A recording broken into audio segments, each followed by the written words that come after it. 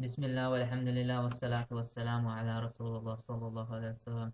Assalamu alaikum wa rahmatullah. Today I wanted to talk about the topic of about love of Allah, and it's a topic about the relationship we have with God in an everyday setting. The ideal relationship that someone has with Allah is that of of a balance between fear and hope, and most importantly, love. So take the analogy of something like an airplane, and the airplane has two wings, and you need both wings to fly. So one wing would that be that of love and of fear, and another would be that of hope. But the engine, the thing that drives the airplane, would that be of love? It would be your main driving factor. It's the most important thing. It's the most important aspect in terms of your relationship with Allah.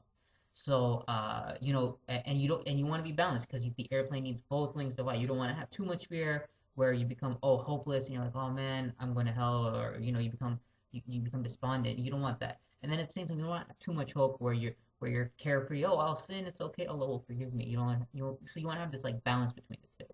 So what I wanted to talk about today is um, I wanted to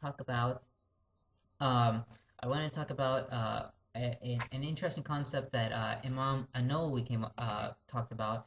And Imam Nawawi is a really famous scholar of the past. He compiled Riyadh al-Salihin, which is a hadith book that you'll find probably in every masjid or in your home, possibly, and stuff like that. So Imam Nawawi talks about the three different types of intentions that people have when they do good deeds, or in terms of the relationship with Allah. And the first one he talks about is someone who obeys Allah because of fear. And so he does good deeds, and he avoids the sins because he fears God's punishment. He fears disappointing Allah, and he fears he fears the fire, and so he does good deeds because of fear. And this is a completely acceptable form of worship. And Imam Nawawi says this is the worship uh,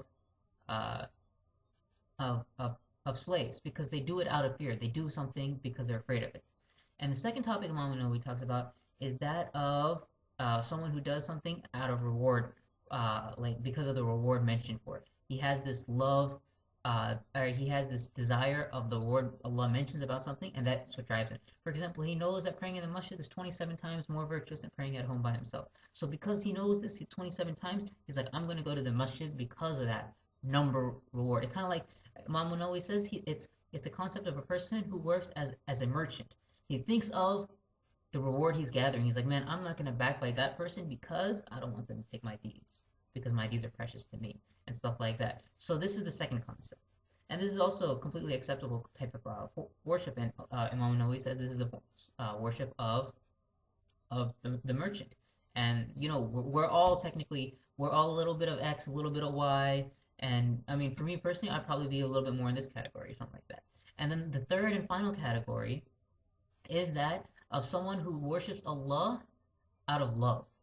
They do everything because they love Allah. And this is the most admirable type of worship. It is the best form of worship. And that is where you do everything because you love Allah. And you want, and this Imam Nawawi says is the worship of free person of a free person, because they do it out of their sincere love in their heart for Allah. And this is what we should all strive for. And no doubt it's okay to worship Allah as a slave, in what Imam Nawawi categorizes it, or as a merchant.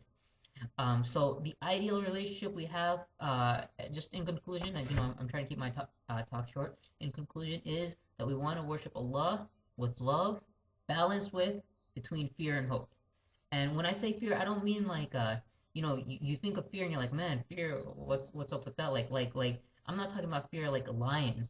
Like you see a lion and you're scared of it. No, no, no, no. I'm talking about like you're scared of the lion, and you won't do something because you're afraid of the lion. But more like take your parents for example. You wouldn't want to do something to make them disappointed with you. So you kind of fear disappointing them. That's a better fear of when I say fear, than to say fear of a lion or something like that.